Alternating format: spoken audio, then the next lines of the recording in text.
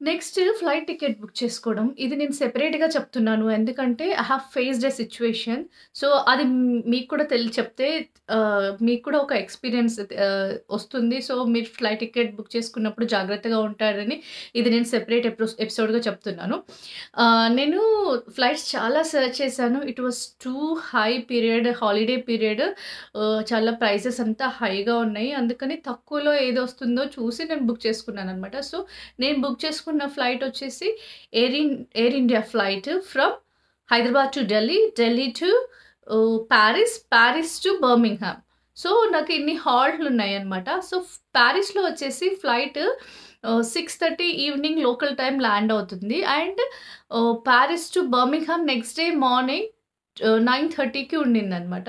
So, there is a long లే over there. అట్లా long లే ఓవర్స్ తీసుకుంటే ప్రైస్ టికెట్ చాలా చీప్ పడతది.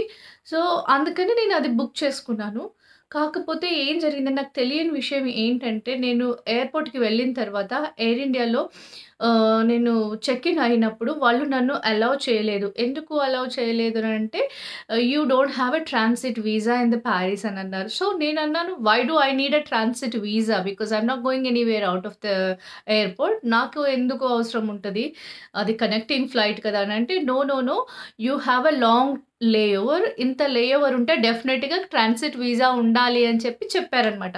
సో, అలాంటప్పుడు నేను ఏ వెబ్‌సైట్‌లో నుంచి బుక్ చేసుకున్నానో వాడు ఎక్కడ ఏ టర్మ్స్ అండ్ కండిషన్‌లో మెన్షన్ చేయలేదు. Just watch it, you might need a transit visa for a long లే ఓవర్ అని ఎక్కడా కూడా మెన్షన్ చేయలేదు. సో, మనకు తెలీదు కదా! మనం అంత ఫ్రీక్వెంట్ ట్రావెలర్స్ ఏం కాదు. So, how would I know? So, నేనక్కడికెళ్ళిపోయాను. అక్కడంతా ఆర్గ్యుమెంట్ చేశాను ఎయిర్ ఇండియా వాళ్ళతోటి, కస్టమర్ సపోర్ట్ ఇదంతా చేశాను. బట్ నన్నైతే అలో చేయలేదు.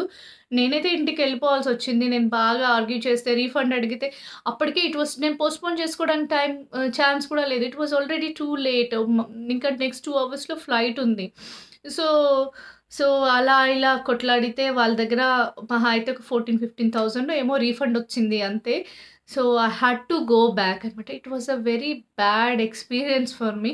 సో, అందుకని నేను దీన్ని స్పెషల్‌గా చెప్తున్నాను. సో, నేను మళ్ళీ అందరూ ఎయిర్‌పోర్ట్‌కొచ్చారనమాట. అందరూ చెప్పేసి ఎళ్ళిపోయారు. కానీ మా హస్బెండ్, నేను ఫ్లైట్‌లో కూర్చునే వరకు వాళ్ళు వెయిట్ చేస్తారు కదా! మా పిల్లలు, మా హస్బెండ్ అయితే ఉన్నారు బయట. సో, ఇంకా ఆయన వచ్చేసి మేము బాగా ఫైటింగ్ చేసి అంతా అయిపోయినంక ఇంకా లాభం లేదని చెప్పేసి మేము మళ్ళీ ఇంటికెళ్ళిపోయామనమాట. సో, అలా first experience was worst experience for me in this journey. So, మీరు కూడా జాగ్రత్త.